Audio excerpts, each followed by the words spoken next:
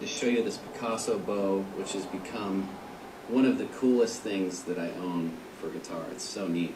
You can play single string stuff with this bow. That's one string.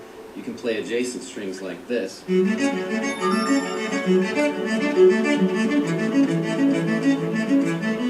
you can do two strings at a time if you tip the bow.